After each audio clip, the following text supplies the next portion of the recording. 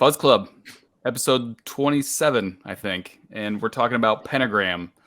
And more specifically, we're talking about the first Daze Here album, which is, correct me if I'm wrong, a compilation of like some of their material before their first studio album, basically. Yeah. It's right? That's what their wiki said. It was a compilation of their first two records, kind of just smushed together, I think. Oh, okay. I don't know what the track listing was on either of them, because I'm pretty sure this is the first time they were ever released ever. So it might just be a mishmash of the two. It might just be them right on top of each other. I'm not sure. It sounded like they had a lot of material for shows and like demos and just like random recordings, but like we're never quite able to put together like a solid studio album for quite some time. That was kind of the magic of the early days of this band. I think it was like part of the allure was like how this mist that they like you could never catch them. It was like this flash in the, Yeah. They were evil and mysterious, and outside of Black Sabbath, that was kind of something new. Yeah, and that's so definitely like the obvious parallel here, Right. They kind of started around 71, it looked like ish, and so it was right around that time of Sabbath. They obviously had like an influence from Sabbath, but came in kind of around the same time, maybe slightly after. But they were definitely doing that thing, and it sounds like they have quite the like underground following. I mean, it sounds like the people that really get into doom and heavy music and stuff all really cite Pentagram as like a major influence on them and stuff they listen to. I really didn't know them all that well, to be honest. I knew the name. I think I remember seeing the logo years and years ago and just kind of being like, it's just one of those bands I just never really checked out until I watched the documentary, the Last Daze Here documentary. And that's where I really like got a lot of, insight into them and like kind of got into it, started listening to some of this stuff. And I mean, they kind of talk about it a little bit, how they were just like this underground thing. Not many people knew about them, and then like started to unearth some of this material and wanted to put it out and get them to record some new stuff. And basically that's what happened. It sounds like this was kind of like, just like, here's everything that we've kind of done up till now, and here's what you should be listening to, and you probably missed. And now let's move forward after that. It was a very punk rock mentality in the beginning of this band, and there's a lot of parallels to that scene, because like what the little stuff they did have released was like 7-inch records and comps and splits and stuff like that, like very punk rock early hardcore days and stuff like that. And I'm pretty sure like you said, I think this was the first like actual release, was the first Daze Here thing, and even that's not like a studio album technically. It's like a bunch of compilation of stuff that they had on other recordings, and the split with this and this comp over here. And it's a cool way to do it. You could never get away with that shit these days, but yeah, no way. The sound of this album was kind of what got me at first. It's just like real, like kind of lo-fi, low budget kind of sounding production. And I thought that was by design at first, like the song Last Daze Here. It was just like that added so much to that song that made it super kind of creepy. Yeah, bands like Uncle Acid are like trying to do that on purpose. But then like today, I went and listened to some more of their stuff, like the second or third comps that they had and some of their newer stuff, just to kind of compare where they were at. And it doesn't really sound like that. I mean, it sounds way cleaner, and like the guitars are louder. They kind of like lost that like raw production sound. So I didn't know if this was just a influence of like when this stuff was recorded, or like of that time, or what. Because to me, this is what Pentagram sounds like, but I heard differently today when I started listening to other stuff. They're definitely one of those ones where like each album is kind of all over the place, and you get a little, it's like Sabbath. The first three kind of sound like this, and then you have this middle chunk, and then there was like the disco era, and then the Dio stuff, and like the same thing kind of happened with Pentagram, where really you had the same frontman the whole time, but the whole rest of the band changed so many times that it was tough to maintain consistency, I'm sure. Yeah. But even that, the only consistency is the change comes from it being all 7 inches and stuff like that, This is actually my first time taking a deep dive in the Pentagram, and this album like kind of reminds me of the jammy like freestyle of Wicked Lady a little bit, and the sound they had. Mm-hmm. It was really good though. I'm loving this. I wasn't expecting it to be like this at all. I thought it was going to be more like dark and doomy, but it's more like free like rock and roll stuff. And yeah, it's like Sabbath and Yeah. I'm not what's that? The Lemmy Project, Hawkwind. You know, it's Yeah. got Oh, like yeah. Hawkwind, early Sabbath vibes, and there's like some like hippie dippy stuff going on and stuff. But it's like it's definitely one of those bands where it influenced you, even if you don't know it influenced you. If you're playing this genre, like you definitely like. Yeah. There's a Hashtronaut song that's accidentally "Forever My Queen." Oops. It's pretty much the same riff. It's also a Year of the Cobra song. You know, it happens. You know, it's just one of those things. I couldn't tell you how many times. I'm sure we've all done it. You pick up your guitar, you write this riff, and you're like, God damn it, that's a Sabbath riff. Yeah. Yep. You know, Pentagram is one of those bands for me where like I'll write something, I'll be like, God damn it, that's a Pentagram riff, you know?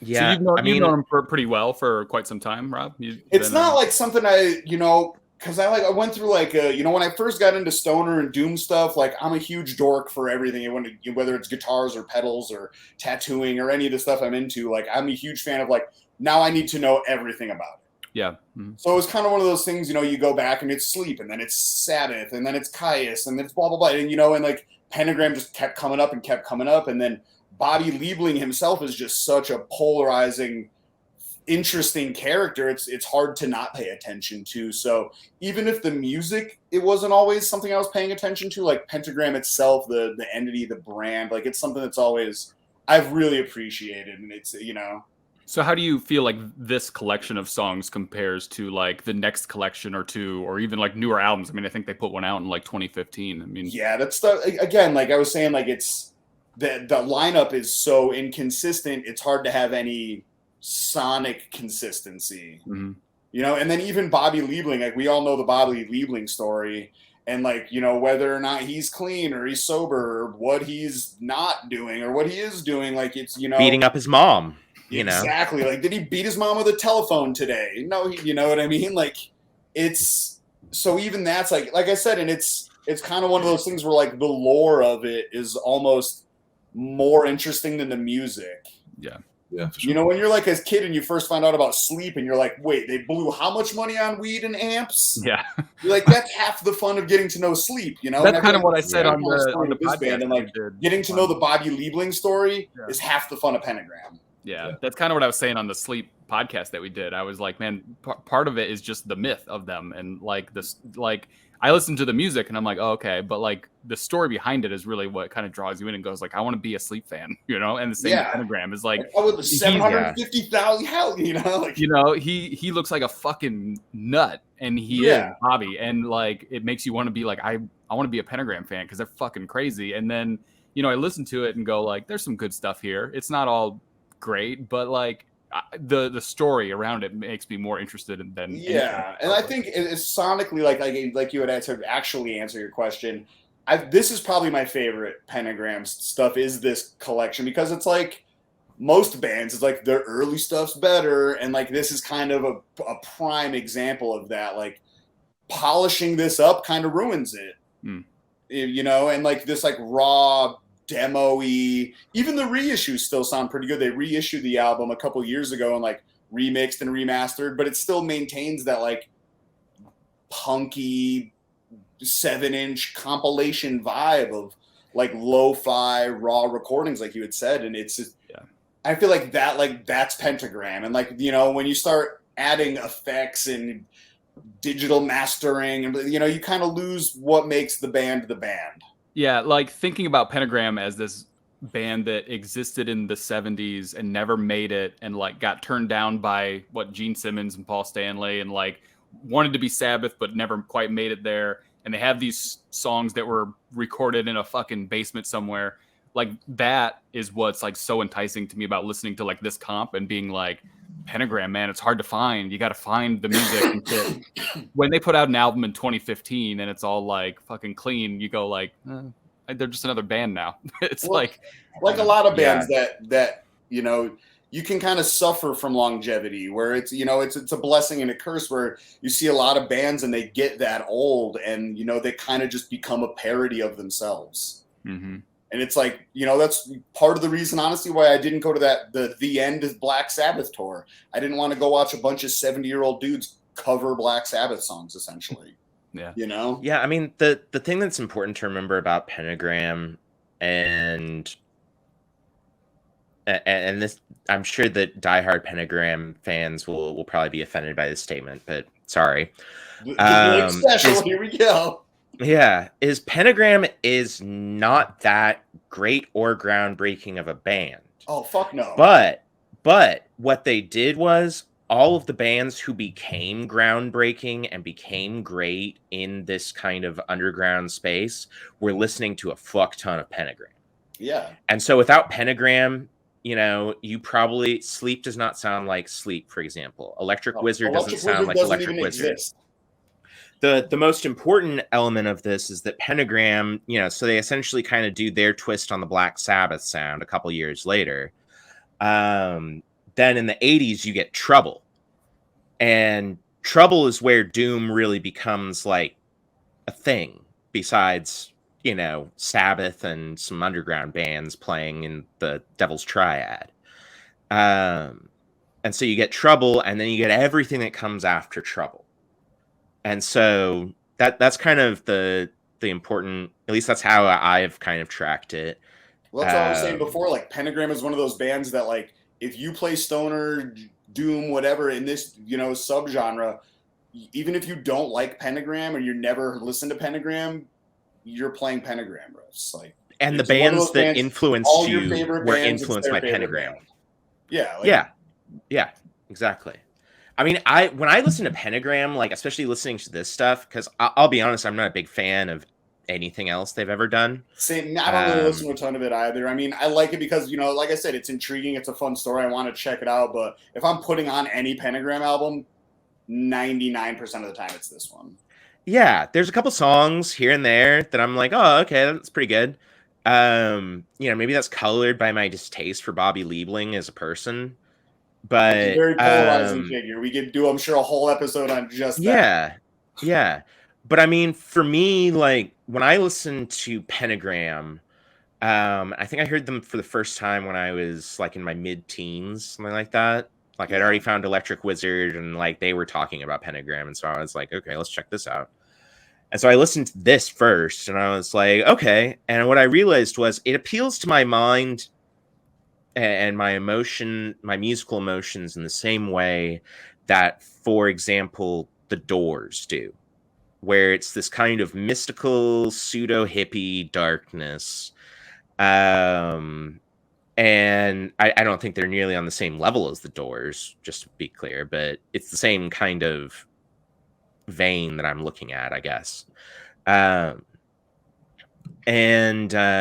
After this, they just kind of lose that for me. But on this compilation, I think you see something that's very important, and it's important to listen to if you do love, especially Doom. Yeah, I mean,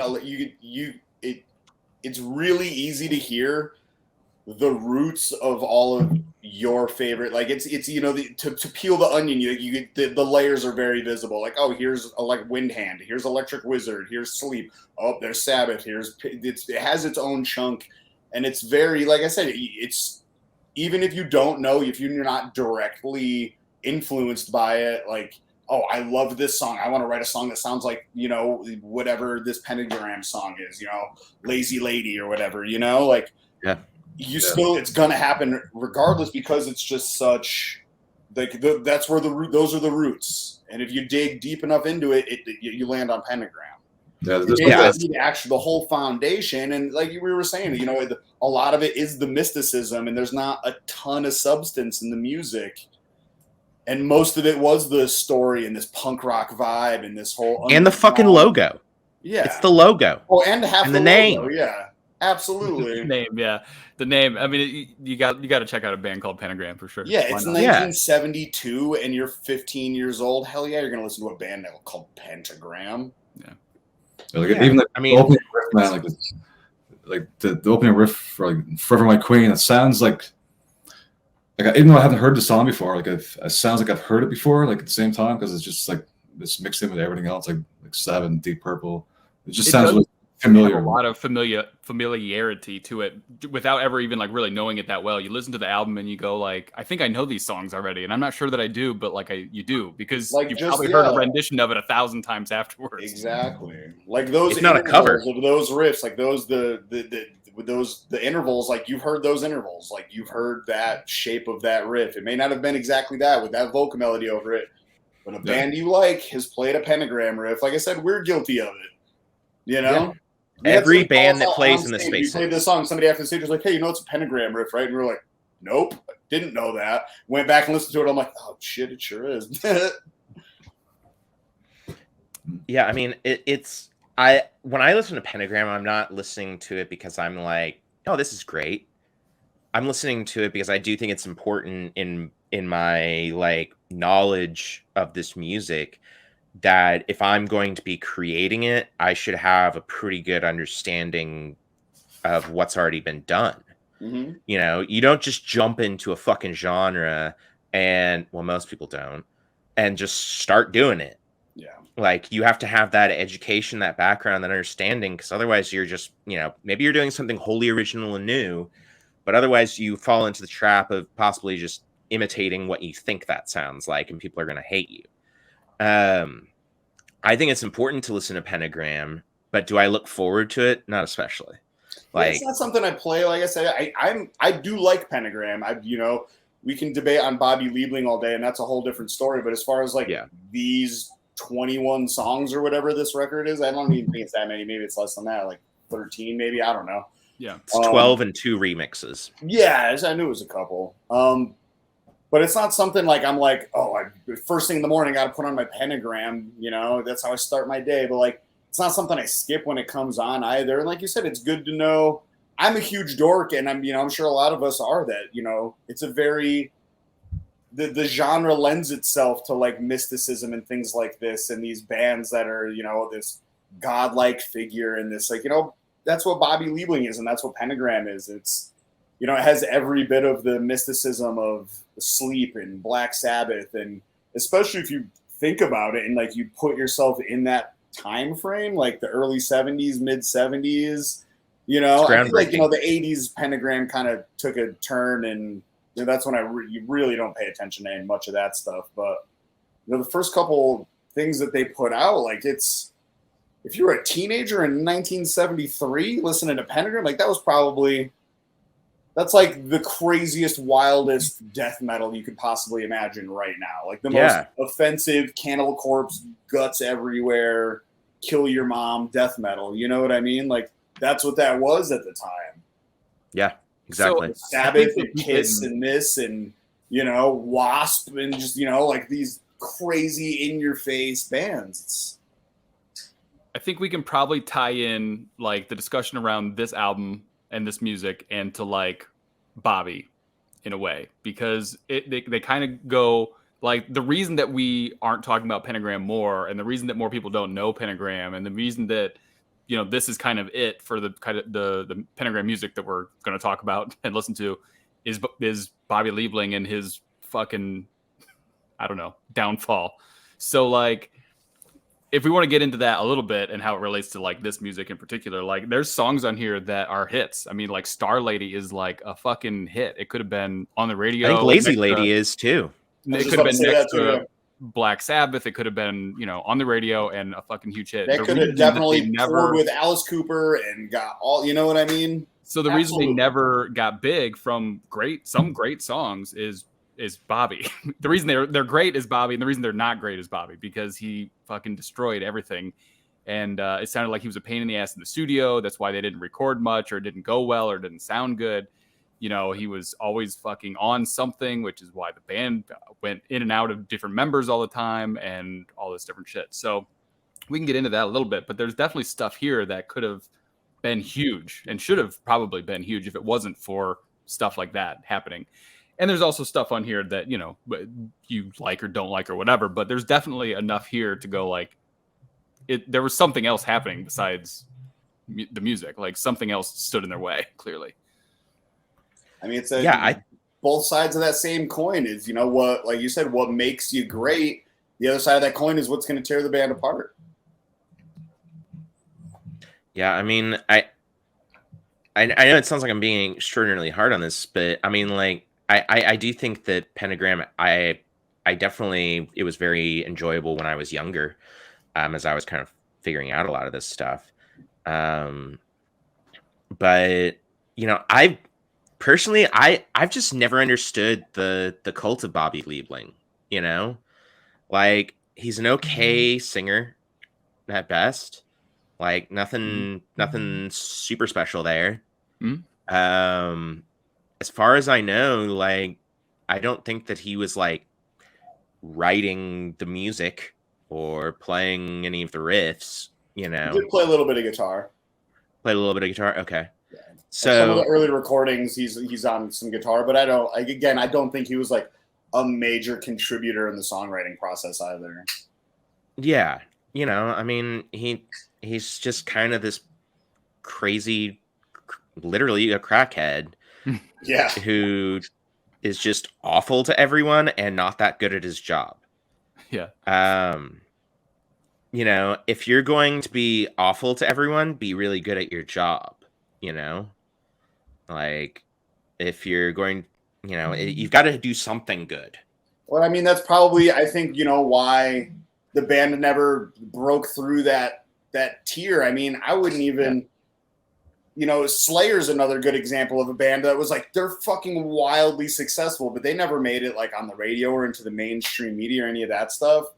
And I would put Pentagram in that same kind of category of like, and I don't even think they're probably as successful as Slayer's ever been. Like Slayer's probably more successful than Pantera ever was even at their peak. Yeah. But, it was a lot of just the band's bullshit. And like, obviously, I don't, there's not as much press about the other members of the band, but just Bobby alone, just that character in your band is, I couldn't imagine having to deal with that. Mm-hmm. Absolutely not. Yeah, I mean, how many good stories have you heard about Bobby Liebling? Right. Like, I've had friends who've met him, and I was like, what was it like? And they were like, creepy. Yeah. He does look creepy as fuck. Yeah. Yeah. I probably shouldn't divulge some of the stories, but yeah, he sounds fucking creepy. Yeah. And I mean, part of it's got to be like there's almost like this comeback story in it, right? I mean, the movie itself like starts off on him a complete crackhead, like on his deathbed, fucking 100 pounds maybe, fucking just falling asleep at mid-sentence, just living in his parents' basement. They push and push and push him to the point where he does finally kind of get his shit together. He finds a chick. They play a show. They attempt to make a record deal and write a new record, I believe. And soon after, a lot of that fell apart again. And it was like he ended up in jail again. He was, I don't know, broken up from that chick, and it all fell apart. It's just him like self-destructing. But I think part of the appeal of him is the success of it, where being like, wow, he was basically dead and he came back. He's put out new music. He's doing shows. We're all now talking about Pentagram, and we might not have it all if it wasn't for that movie or, whatever. And people are like, well, he's awesome. He fucking overcame it. And maybe overlook some of that bad shit, but there is enough bad shit to be like, I mean, people love a good underdog story, man. Like you were saying, like that comeback kid kind of mentality. People love that stuff. And even if he didn't make it all the way back clean and sober, they're like, well, at least he's not dead, Yeah. And then, people, and then the other part of it is people selective outrage. If it's somebody you enjoy, you're going to easily forgive. Look at Mike Tyson. The dude was convicted of rape. Find me another person who did 3 years for rape and is as wildly successful as they are right now. The dude's a pop culture icon. Yeah. You know what I mean? So, people are going to forgive the sins of people that it was the 80s and now he's, It's easy to do. I mean, and it's not something I, actively think about when I'm listening to Pentagram, but it's also not something I don't listen to Pentagram all the time either.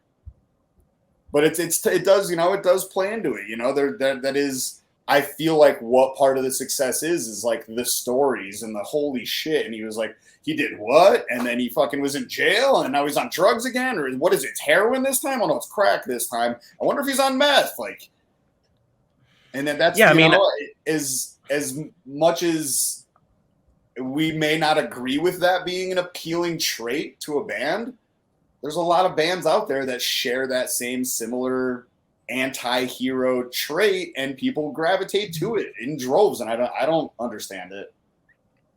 Definitely. I mean, and I'm not saying that people are not, there are few occasions where I would say that person is past redemption, like you can turn things around and you can be a better person. Bobby's just never really done that. He does it for brief periods and then he doesn't. And I think it's kind of, we've lionized this guy who is essentially Pentagram. I mean, I would say that the lineups on this compilation, like that's my favorite lineup, because I think they were actually doing some interesting stuff. And I think that if Bobby hadn't fucked it up, they might have could have gone somewhere. Oh, absolutely. But then after that, Bobby is essentially Pentagram, and I'm like, okay, Bobby labeling is important. Like, he was in a band called Pentagram, and it's important that they're called Pentagram at least. And they sounded kind of like a punk rock DMV Black Sabbath meets the Doors. Okay, cool. I just personally have never understood, besides the fact that we've kind of gone over that so many big bands from like the 80s and 90s that everyone, those of us on this podcast listen to and stuff like that, they were influenced by Pentagram. But they never seem to really have an answer for what specifically influenced them about Pentagram in interviews. Like if Matt Pike could break down for me like why Pentagram is important and why he loves Pentagram, maybe I could reevaluate that. But for me, they're just like a decent band from the 70s. Even in the documentary, it shows a lot of parallels with a lot of those other bands that have that similar trait, where it's a lot of just smoke and mirrors and lore and a good logo, and like bands like the Grateful Dead, the Misfits, bands like that, where like you almost recognize the logo and the imagery that goes along with the band more than you do the actual music. Yeah, That's right. Yeah. I was going to say that even in the documentary, Phil Anselmo and I think Jimmy Bauer were the ones that were, well, Phil was talking to him because he was going to sign him to Housecore Records, and that ended up falling through. But they were talking to him and going like, when we were kids growing up, it was Pentagram. That's what we wanted to be. That's why we're writing music. That's what we listened to, and that's what we thought was the coolest shit in the world was Pentagram. It was like Black Sabbath got too mainstream, so all the kids that and it was Sabbath like got this too was mainstream like for listen to Pentagram. This was like the underground, maybe more evil or something more mysterious than Black Sabbath. Black Sabbath became Kiss a for hard makeup. rock. That Black Sabbath turned into a disco band. All you had left was Pentagram. Yeah.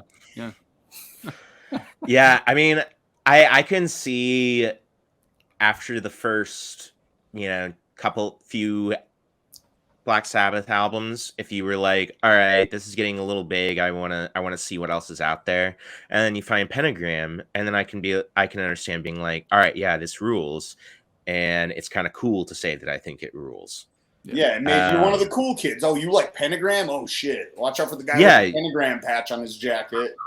Yeah, sure he's probably managing a record store like the Misfits Flint. logo and shit. Yeah, it's half the logo, it's half the look, it's half the I'm a Pentagram fan, Yeah, because I mean, like if you really listen to this album and kind of try to break down like musically what's good, there's like 4 interesting songs, in my opinion. Like, I think that Forever My Queen is definitely super interesting. Lazy Lady, Be Forewarned, and Last Days Here. Mm-hmm. And besides that, I'm kind of bored. I mean, but then one of my favorite record labels is called 20 Bucks Spin. What was that? Like, one of my favorite record labels is called 20 Bucks Spin. Mm-hmm. They mostly make like death metal. Like Tomb Mold is on 20 Bucks Spin, I think. Mm-hmm. And that's on this compilation. And I'm pretty sure they're named after that. And so I sometimes just think, well, for multiple reasons, that I'm just fucking crazy. But in this situation, I just think I'm crazy because I don't really like. I used to really enjoy Pentagram, and I just think there's so much better shit out there. I mean, there is, but I think a lot of it, like I said, is like it's not just necessarily the music. It's, you know, it was cool to like Pentagram. They were an underground band, and it's like, you know, Slayer in the 90s, or Cannibal Corpse. I'm wearing a Cannibal Corpse shirt to high school. That was the Pentagram at the time. You know, you wore a Pentagram shirt and your fucking guidance counselor's getting called. You know what I mean? Mm-hmm. Yeah. And I think that's, you know, as unfortunate as that may be, I think that's a large part of the popularity of this band, especially, you know, at the time. So what is their like lasting, you know, influence on music and stuff then?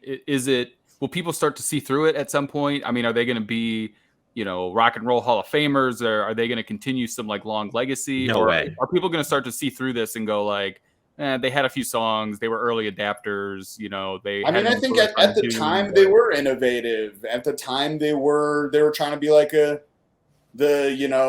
Nirvana to Black Sabbath Pearl Jam. You know what I mean? Like, they were trying to be a slightly grungier version and a less sleek version of Black Sabbath. And at the time it was fun, but I don't really think at the end of the day there's anything like to see through. Like, I don't think they really ever were perceived as like these rock gods. So there's no veil to move anyway. Like, they are what they are. Mm-hmm. Okay. And I think most Pentagram fans would agree with that, you know?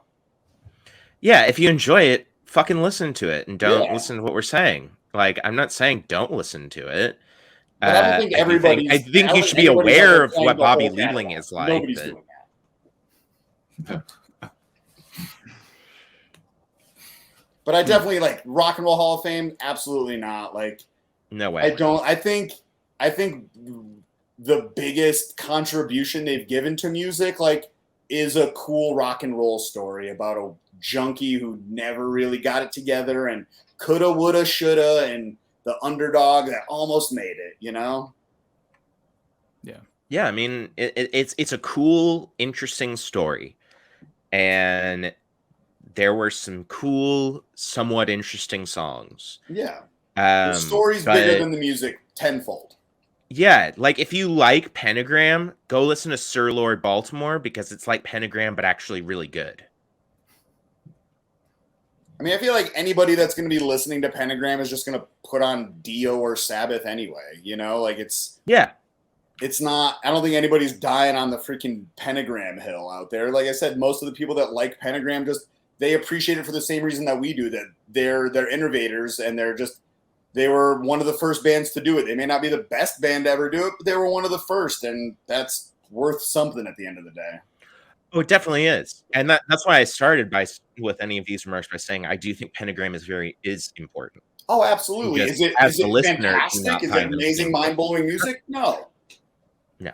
Yeah. But like, did it need to happen for other stuff to happen after it? Absolutely. And like, you know, like you had said, it's your favorite band's favorite band for a reason. And they were a big band out of the DMV, you know, which then leads in the 80s to the entire, like, you know, hardcore punk thing. You know? A lot of parallels in the beginning of this, and, you know, how you know, punk rock and that whole DIY scene came about too, you know? Mm-hmm. What's funny about this episode is that often I'm always like, we need someone to be the naysayer. We need someone on here to say, like, I didn't like this album and here's why. And it's always us just liking shit.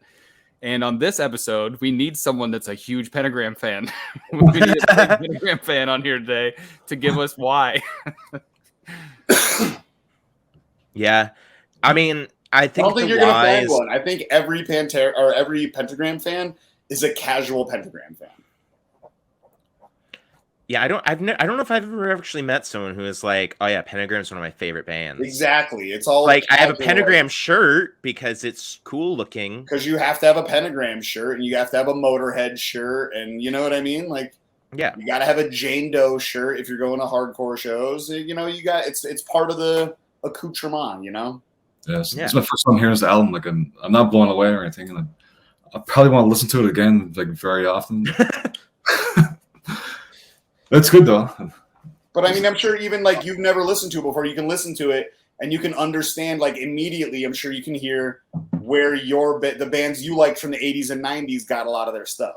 Yeah, definitely. Yeah. You get like the roots it's very apparent. That's one of my favorite parts about this record, is going back and listening to it and you can hear so many things that turned into so many different bands, and just this song became this whole other genre of music branched off of this one Pentagram song. Yeah, I mean, Sabbath created Doom, but the first Doom band is probably Pentagram. Right. Like Sabbath had some Doom riffs, and Pentagram was like, we're going to turn those riffs into a whole band. Yeah, we're just going to do nothing but those riffs. Right. So if you love those riffs and you want to hear them repeated over and over again with a mid-quality singer, Pentagram is your band. Yeah, it is interesting how Bobby has become such a big rock star these days, and such a big part, well, the only part of Pentagram, because his voice is not amazing. It's his live show, right? I mean, he looks nuts, and he probably acts nuts, and he dresses crazy, and I mean, he embodies this like rock star thing. But like on record, he has a lot of different styles of singing, though. I mean, you could almost not even tell that it's him on some track to track. Like they sound very different the way he sings different songs. Yeah. But none of them are like mind blowing. You know, they're none of them. It's amazing. He doesn't have like some amazing voice or anything, but he plays that rock star role very well, I guess, and that maybe that's part of it. Just being a rock star in the 70s, like you just be a rock. Cool. That's how you became a rock star. Is you just went out and you just acted like a rock star. He definitely did that. He definitely acted like a rock star. Yeah. Yeah, I mean, if I'd been 16 and 1973, something like that, like I'm sure I would have been really into Pentagram, just like I was when I was 16 in 2008. We needed to find an older person to join us today, because they probably were super into Pentagram. You might not find a huge Pentagram fan under I don't know, 50 or something. Yeah. It's possible. But I mean, like I said, just because I feel like I've been super negative about Pentagram, like they are really important to listen to, if you like any of these big Doom bands, whether it's, Sleep, Electric Wizard, plenty of the European bands, pretty much every American Doom band, there's some Pentagram in there. And it's an important historical document. Yeah, it's like we said a bunch of times already. It's one of those bands where even if you aren't directly influenced by it, you are absolutely influenced by it. Those just they may not have done it the best, but they were one of the first, and they were one of the first bands to like just have just thick, sludgy riffs, and they may not out of context in 2023, they may not be the heaviest riffs you've ever heard, but in 1971, like that was blowing people's minds. Yeah. Like absolutely blowing people's minds. Like showing your mom Cannibal Corpse right now, blow her fucking mind. And that's what's, people had never heard shit like this before. It was, and and then just, the logo and the whole aesthetic of the band, I think, Sure. It's a great combination. Yeah, and look at how many bands dress exactly like Pentagram. What's that? Like, look at how many bands dress exactly like Pentagram. Oh yeah, look at like I'm sure that all of us could name like 10. That like raw sound of this album. To this day, think of how many bands you listen to today that are like trying to get that like thin bell-bottom mustache guitar tone. Yeah, no shit. Yeah, I find that band Witchcraft sounds like a modern day Pentagram to me. Like, yeah, that's a good one right there. Exactly. Yep. All right. Well, I feel like we're getting down the path of like beating a dead horse here. It's important, but we didn't love it. So that's basically the overarching theme. Is like pay attention to it, but if you don't listen to it, it's all right. Yeah. All right. Well, let's wrap this thing up, because I'm glad we talked about it. It was cool to dive into it a little bit and get it. It was cool to like listen back to it, like not just objectively, like with an intent, like pay attention to these songs and really absorb it. Because, like I said, I think myself and most Pentagram fans are very casual Pentagram fans. So it was nice to like really have to pay attention. Like it was good. Yeah. It was a fun one. All right. Let's go around and everybody can tell us what you're up to. Eddie, you kick us off. Heading to the studio next weekend with the Endless to do our first album. Lord's Opium Church got a show September 13th with Hippie Death Cult and Spirit. I'm still working on stuff with Aiwass. Right on. Blake? Split comes out August 25th. Pre-orders are up now through Black Throne Productions website. As it was just announced, my album with King Volume, our album with King Volume, comes out Friday, October 13th. Pre-orders start at the end of August, so go out there and pre-order it. That would be cool if you did. Right on. Yeah, go check out that Fuzz Club episode too on the Aiwass Aux split. That was a good episode. That was cool. So, Yeah, I'm bummed I missed that one. Rob, what are you up to? We just finished up recording for the new record. It should be out next spring, hopefully. Interested labels, holler at me. But the next fun thing we have coming up is August 23rd. We're playing with Bongzilla in Frisco, Colorado, up in the mountains. It will absolutely be the highest show in America all year. If you're into weed and mad amps, fucking show up. It's going to be a good one. Cool.